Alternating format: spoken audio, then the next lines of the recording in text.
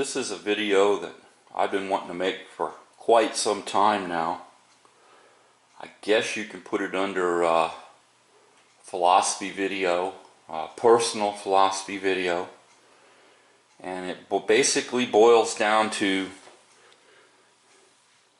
this versus this. Yeah, I know, hey, another caliber war, woohoo, is this what we need?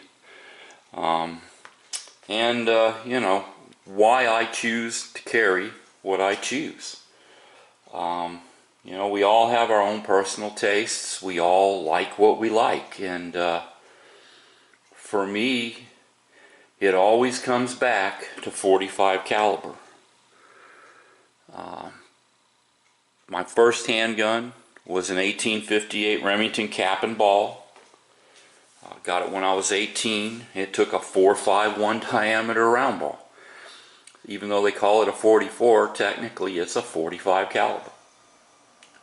I've owned a number of handguns since then.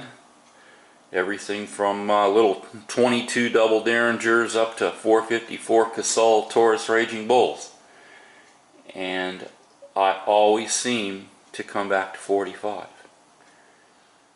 Some of what I'm going to say in here may tick some people off, and hey, I'm used to that. I tend to be somewhat controversial at times.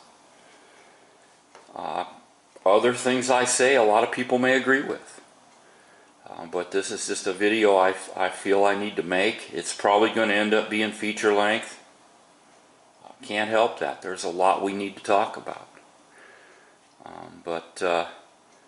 to get right into it, when I talk about .45 caliber, I'm not only talking about the ACP, I'm talking about like the .45 Gap, .45 Colt, even for hunting purposes, .454 Casull, .460 Smith & Wesson, I mean .45 caliber. But primarily, we're talking defensive firearms. That's what we have here on the table, defensive style. So we'll be probably focused more on .45 ACP for this, since the Gap really never did gain a whole lot of traction. And .45 Colt, for the most part, is chambered in single action revolvers. Although Smith & Wesson did make some double actions that are pretty good. They're Model 25s. But yeah, for the most part, we're going to be talking about defensive handguns and why I've chosen to carry what I carry. One thing that's going to tick a lot of people off, I know, I guarantee it. I really do not consider the 1911A1 to be a viable choice for a self-defense handgun anymore. And I know that's going to get a lot of people upset. 1911A1 is a good gun. I'm not saying that it's not a useful gun for target shooting and competition. Yeah, it's a pretty good platform. But it has some weaknesses. It has some drawbacks. One drawback that I see right off the bat is its weight. It weighs a lot. You take something like this modern Smith & Wesson M&P 45 2.0. This gun carries 10+1. I have 11 rounds in something like this. And it weighs quite a bit less than a 1911A1 that carries 8+1. So I'm gaining 2 rounds in a lighter gun that's a similar size package. So why would I carry something that's heavier with fewer rounds? Also, you have to consider the mechanism. Single action, for the most part, while giving you a nice trigger, I think is not as inherently safe as a modern striker-fired gun. You got to carry cocked and locked if you're going to be prepared to use it. Granted, it's going to have a grip safety, which we don't worry about on these. But things can and do go wrong. Safeties can fail.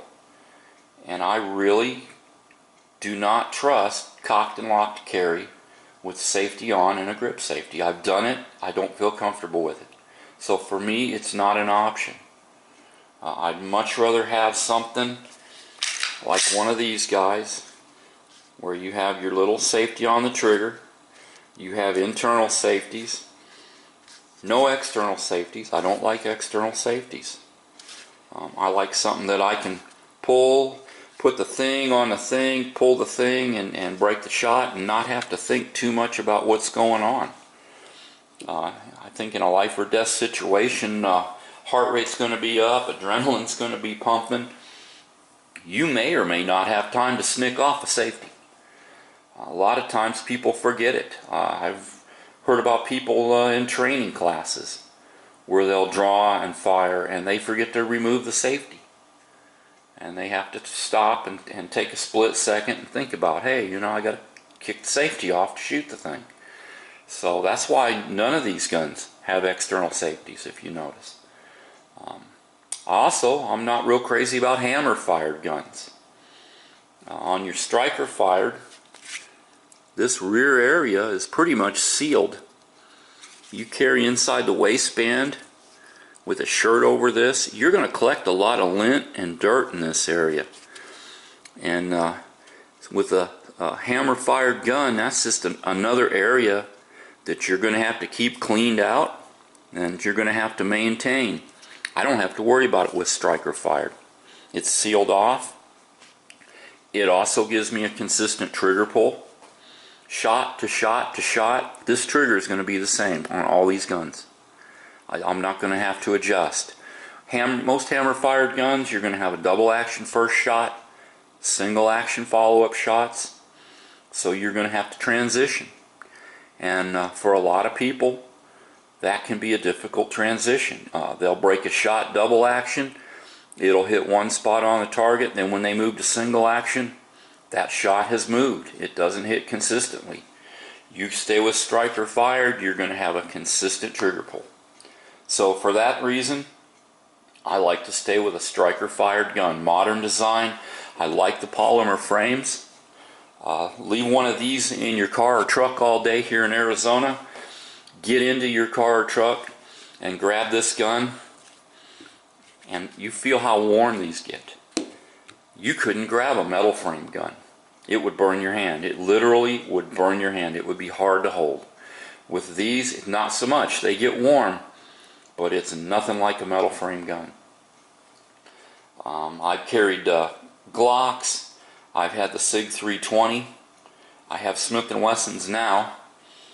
And by and large, they're all striker fired and they all shoot relatively well, and I like them. They're good guns.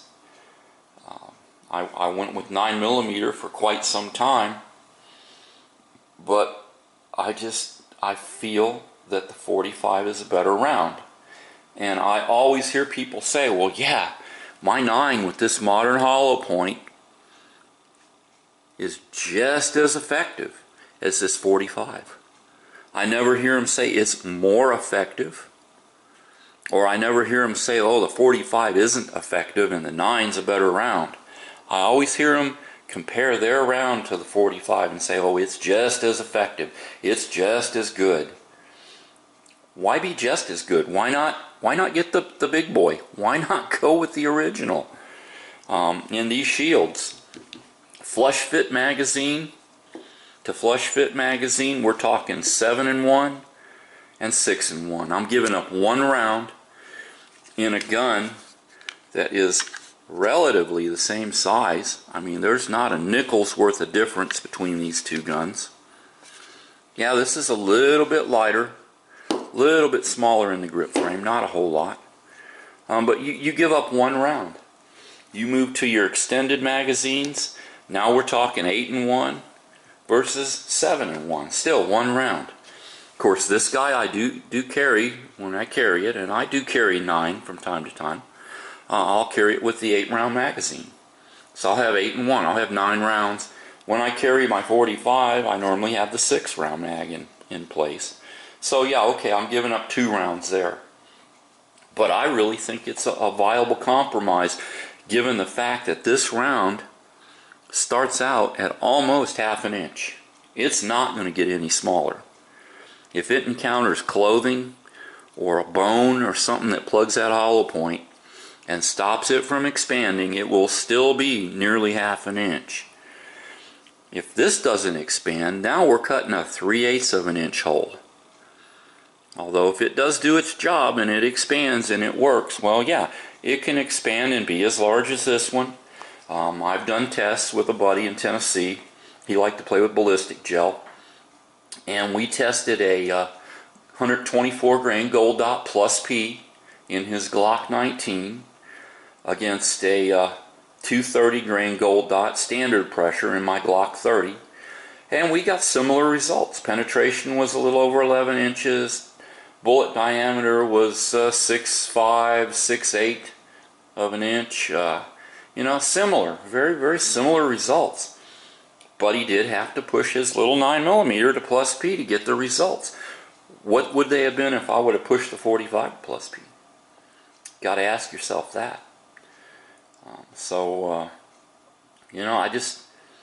want to talk about this stuff. I think it's still, viable option to go with the 45 ACP, even though a lot of people have moved back to the 9. I think the government agencies have done it for a couple reasons. One is cost. Their 40 calibers cost more. It's easier to shoot a 9, less recoil.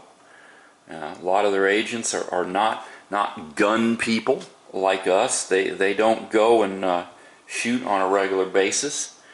So this little cartridge here, yeah, it's got less recoil. Of course, it means it has less energy. Most of your 9mm I see, even the plus P, will run in the high 300 foot-pound range, 375, 380 foot-pounds. I have seen them dip into the low 400 foot-pound range. 45s for the most part. Standard pressure, we're in the mid to high 300s as far as foot-pounds. It's real easy to get 45 plus P that'll push you into the low 500 range. That's real hard to do with a 9mm. And of course, energy isn't everything. Basically, what I consider energy to do is work on this hollow point to help expand it more than knock somebody down. A lot of people think, oh, energy is the end-all be-all. I don't think that. Energy is the ability to do work. And the foot-pounds does the work on the bullet to allow it to expand and penetrate more than it does on the body to knock it over or knock it down. If a cartridge would knock somebody off their feet, it's going to knock you off your feet. It's the old law of equal and opposite action and reaction. No handgun is going to be 100% effective. They're marginal at best. You want effective, go to a rifle or better yet a shotgun. But I honestly think that you start out big and you're going to get bigger. Start out small, yeah, it can get larger, it can do the job, but why compromise? Why go with something smaller? And everyone says, well, shot placement's easier to shoot, easier for follow-up shots. Well, hey, how about this? How about we all carry 22s? This gun's very easy to shoot, very low recoil, real fast shot placement, extremely accurate. You don't see a lot of people carrying 22s for self-defense. And why is that? I mean, if shot placement is the only thing, and fast follow-up shots is, so important, move to a 22. But I don't see that happening a lot. People stick with 9s and 40s and 45s because they know you got to have a certain amount of mass to penetrate. And you need a certain diameter bullet to cut a hole. The bigger the hole, the more it's going to bleed, the faster it bleeds, the quicker the incapacitation is going to be. So go with something that's going to start out big and get bigger. Don't go with something that is small and may get bigger, because that may not expand and you may be cutting 3/8 of an inch holes through something. This, I'm guaranteed almost a ½ inch. But yeah, I wanted to throw this video out there. I know it's going to be kind of controversial. A lot of people love their 1911s. If you feel comfortable with them, great. I honestly don't. I'd rather have striker fired. I'd rather not have something sticking out of the back of my gun. You know, I'd rather not have that extra area that I got to keep clean. I like the consistent trigger pull. You've seen videos I've done with this. This gun is seriously accurate. I mean, I can cut one whole groups at 5 yards all day long with this gun without even really trying hard. I'm sure once I get it broken in a little more and really get used to it, I'll be able to move back to 7 or even 10 yards and cut one ragged whole group with this gun with 10 shots. But I just wanted to throw this out there. Like I said, I know it's going to be a controversial video. We're probably going to get into some caliber wars about 09 versus 45 versus 40. And everyone's going to say, oh, well, 10 millimeter beats them all. Well, yeah, 10's a good cartridge. I've owned it. I've carried it. But for the most part, I like my 45 ACPs. I like my little shield for EDC. For home defense, I like sticking with my M&P full-size 45.